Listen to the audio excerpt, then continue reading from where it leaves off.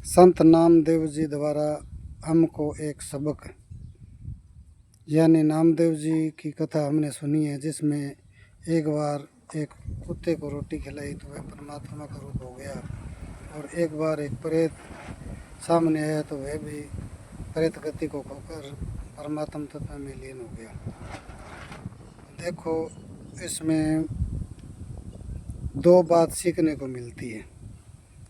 यानी नामदेव जी ने कुत्ते में परमात्मा समझा और प्रेत में भी परमात्मा समझा, और दोनों में ही भगवान की उन्होंने स्तुति की। हे परमात्मा, हे भगवान, आप ये रोटी लेकर मत भागो। कुत्ते से कहा, हम बैठ कर के खाएंगे, क्योंकि ये चुपड़ी हुई नहीं है, इसकी घी लगाएंगे और बाद में हम साथ में बैठ कर खाएंगे।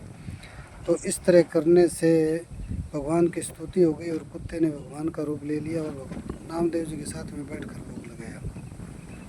दूसरी बात, एक जगह वो बैठे, वो जगह उस प्रेत की थी, तो प्रेत ने नामदेव जी को वहाँ बैठने से मना किया और विकराल रूप धारकर सामने खड़ा हो गया।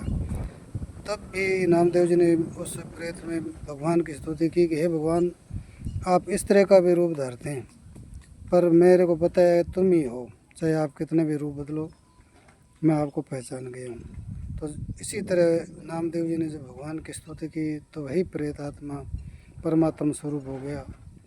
तो इससे हमें दो शिक्षा मिलती है कि एक तो परमात्मा सबके हृदय में आत्मा रूप में स्थित है, ये हमें पक्का पक्का मान लेना चाहिए। हमने कथा ये बहुत बार सुनी है, लेकिन ये बात हम मानते नहीं हैं।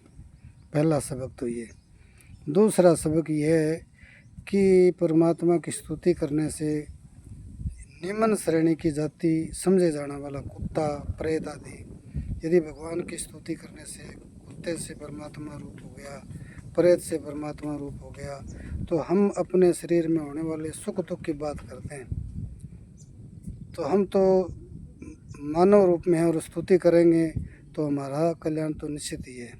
रोग व्याधि दुख कारोबार तो बहुत निम्न श्रेणी की बात है। यानी हम परमात्मा की स्तुति करेंगे, नाम सिमरन करेंगे तो हम देव स्वरूप यानी परमात्मा स्वरूप हो जाएंगे। लेकिन हमने हज़ारों बार ये कथा नामदेव जी की सुनी है, लेकिन इससे हमने अभी तक कोई सबक नहीं लिया है। ये हमें साफ साफ दिखाई दे रहा है कि जब तक हमारे अंदर ही भक्ति नहीं जगी, इसका मतलब हमने इस बात को सही तरीके से लिया नहीं है, यह सबक हमने सीखा नहीं है। बात पसंद हो तो लाइक करना और शेयर करना। आपका दोस्त रामेश्वर लाल भाटी। राम राम, जय माता दी।